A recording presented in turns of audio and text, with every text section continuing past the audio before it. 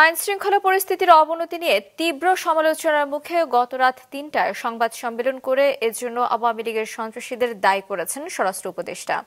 পরিস্থিতি ভালো আছে দাবি করে আজ থেকে আরও উন্নতি হবে বলে আশা করছেন তিনি। এদিকে আইন উপদেষ্টা বলেছেন, আত্মতুষ্টির সুযোগ নেই। মাহমুদ কমলের রিপোর্ট। এক ব্যক্তির কাছ থেকে কিছু একটা ছিনিয়ে নেওয়ার চেষ্টা দুর্বৃত্তদের। পেরে না ওঠে এক পর্যায়ে প্রকাশ্যে গুলি চালায় একজন। পরে ৩টি মোটরসাইকেলে করে পালিয়ে যায় ছিনতাইকারীরা। গতরাতে সামাজিক যোগাযোগ মাধ্যমে ছড়িয়ে পড়া এই ভিডিওটি বনশ্রী এলাকার। পরে জানা যায় এক স্বর্ণ ব্যবসায়ীর কাছ থেকে ২০০ ভরি সোনা আর ১ লাখ টাকা ছিনিয়ে নিয়েছে সন্ত্রাসীরা।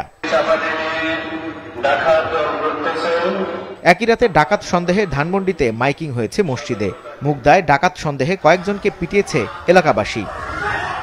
এছাড়া ঢাকার বাইরে গণপরিবহনে ডাকাতি এমনকি ধর্ষণের মতো ঘটনাও ঘটেছে গেল কয়েকদিনে। এসব কাণ্ডে দেশের আইন শৃঙ্খলা পরিস্থিতি নিয়ে বিরাজ করছে চরম উদ্বেগ। স্বরাষ্ট্র উপদেষ্টার দায়িত্ব নিয়ে চলছে সমালোচনার ঝড়।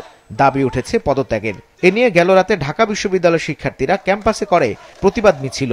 স্বরাষ্ট্র উপদেষ্টা কিভাবে নিশ্চিন্তে রাতে ঘুমায়, আমাদের সেটা প্রশ্ন।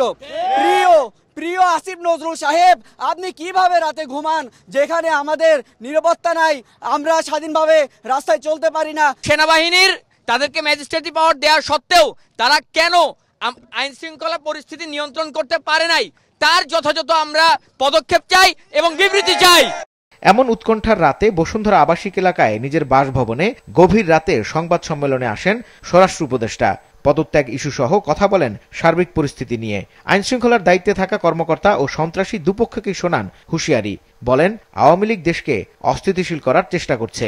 আওয়ামী দোসররা দেশকে অস্থিতিশীল করার জন্য সব ধরনের চেষ্টা করতেছে। যারা এই কাজগুলি করতেছে তাদের আমি ঘুম হারাম করে দিব এবং তারা কোথাও কোনো স্থান পাবে না। আমার বাহিনীকে আমি ইনস্ট্রাকশন দিয়েছি, তারা তাদের টহল কার্যক্রম আরও বৃদ্ধি করবে। আগামীকাল থেকে যেন কোথাও কোনো কিছু না ঘটে এই জন্য তারা ব্যবস্থা। তারা আমার যেই কারণে পদত্যাগ করতে বলে ওই কারণগুলি যদি আমি উন্নতি করে দিতে পারি তত আর কোনো পদত্যাগের প্রশ্ন না। তারা চাচ্ছে আইন শৃঙ্খলা পরিস্থিতি উন্নতি। সংবাদ সম্মেলনে স্বরাষ্ট্র উপদেষ্টা আইন শৃঙ্খলা উন্নতি হয়েছে বলে দাবি করলেও রাজশাহীতে এক অনুষ্ঠান শেষে আইন উপদেষ্টা ব্যর্থতার দায় স্বীকার করে বলেছেন, পরিস্থিতি নিয়ে আত্মতুষ্টির সুযোগ নেই। আইন শৃঙ্খলা পরিস্থিতি এরকম না যে আমাদের এখানে খুব আত্মতুষ্টির স্কোপ আছে। আমাদের আত্মতুষ্টির স্কোপ নাই। আইন শৃঙ্খলা পরিস্থিতি আমাদের এই গত 6 মাসে মাঝে মাঝে মোটামুটি ভালো থেকেছে, মাঝে মাঝে খুব খারাপ হয়েছে। পুলিশ প্রধান জানিয়েছেন, পরিস্থিতি নিয়ন্ত্রণে দ্রুতই ঢাকায় পুলিশের 3টি বিশেষ ইউনিট কাজ শুরু করবে।